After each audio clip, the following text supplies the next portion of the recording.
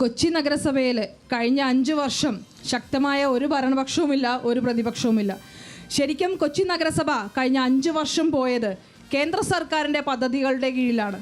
നമ്മൾ നോക്കിയാൽ, ഒന്ന് കണ്ണോടിച്ച് നോക്കിയാൽ ഈ പറയുന്ന LDFും UDFും പറയുന്ന കൊച്ചിയുടെ മാറ്റം, ആ മാറ്റം കൊണ്ടുവന്നിരിക്കുന്നത് കേന്ദ്ര സർക്കാരാണ്.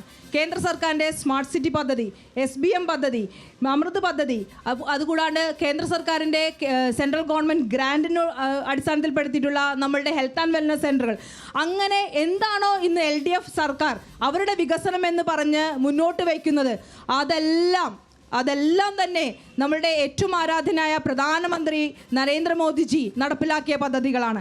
അപ്പോൾ ഇവിടെ ശരിക്കും പറഞ്ഞാൽ ഒരു ഭരണപക്ഷവുമില്ല, പ്രതിപക്ഷവുമില്ല.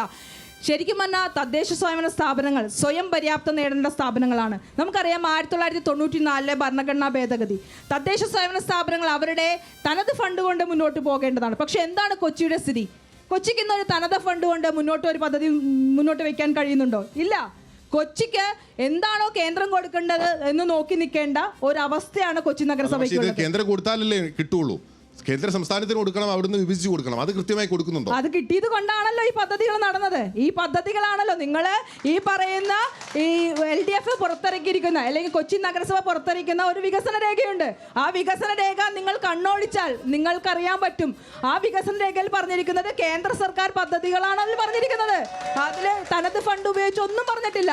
അപ്പോൾ ഇത് കിട്ടിയില്ല എന്ന് പറയുന്നത് എന്തർത്ഥത്തിലാണ്? അത് കിട്ടിയത് കൊണ്ടാണ് ആ പദ്ധതികൾ നടപ്പിലാക്കിയിട്ടുള്ളതും വികസന രേഖ കൊച്ചി നഗരസഭ ഇറക്കിയിട്ടുള്ളതും.